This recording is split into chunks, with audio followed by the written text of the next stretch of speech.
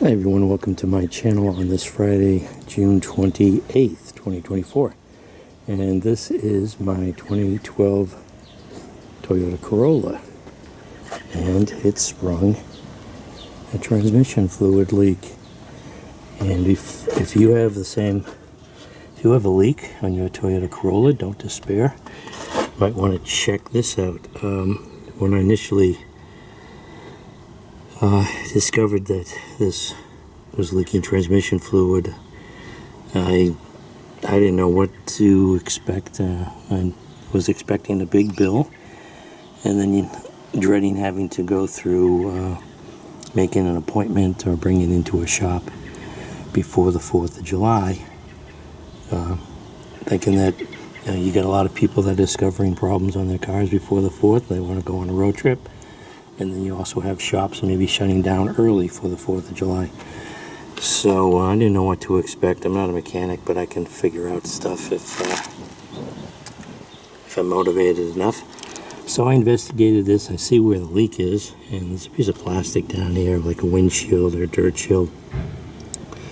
So it looked like it was coming from the radiator. And I've changed a couple of radiators in my lifetime. And I think I've had a radiator where it had transmission lines or hoses going to maybe the bottom portion. Also was used for, there's like dual purpose. I'm thinking it was a Toyota SR5 that I had that. Could be wrong.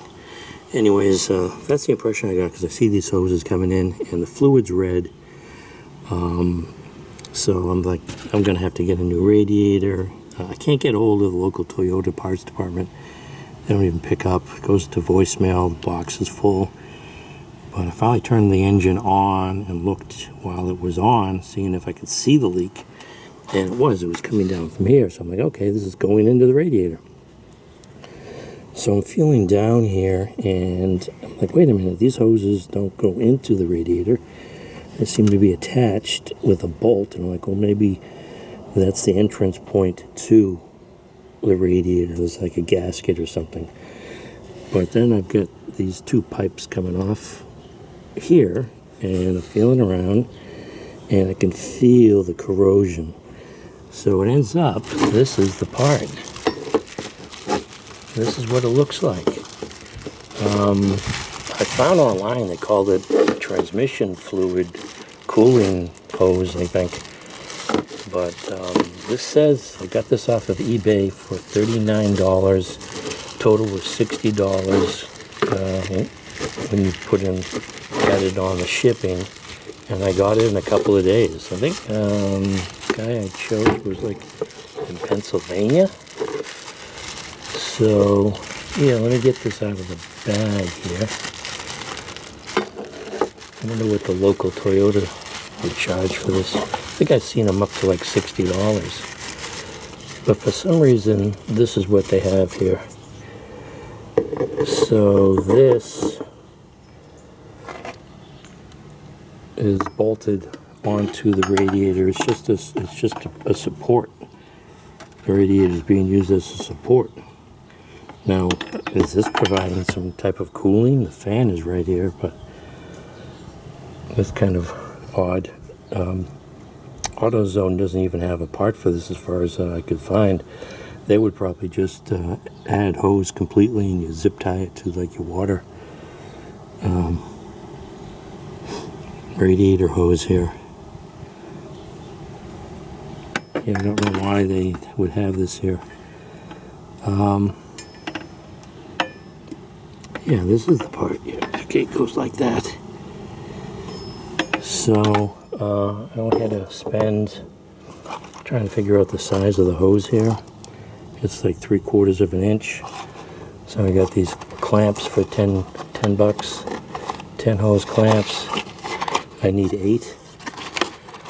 And hopefully, yeah, I think those are gonna have a good enough range. Maybe it could have been a little bit smaller. Oh, I hope these aren't too big. But Toyota is charging like, I think I've seen them for like $18 or $8 a piece for these things.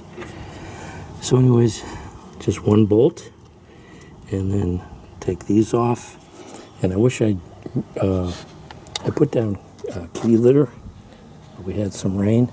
I wish I had thought about this. I'm going to put these out. I have these bed pads from when I used to take care of my mother, and I put them underneath to catch the transmission fluid.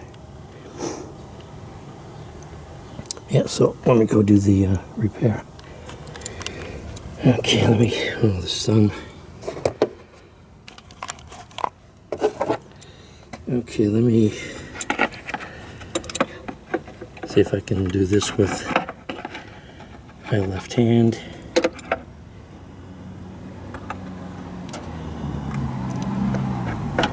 Okay, that's one.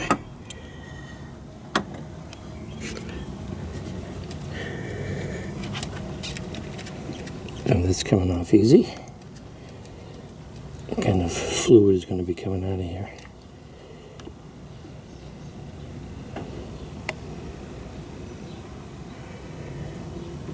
Not that bad. So I've got this.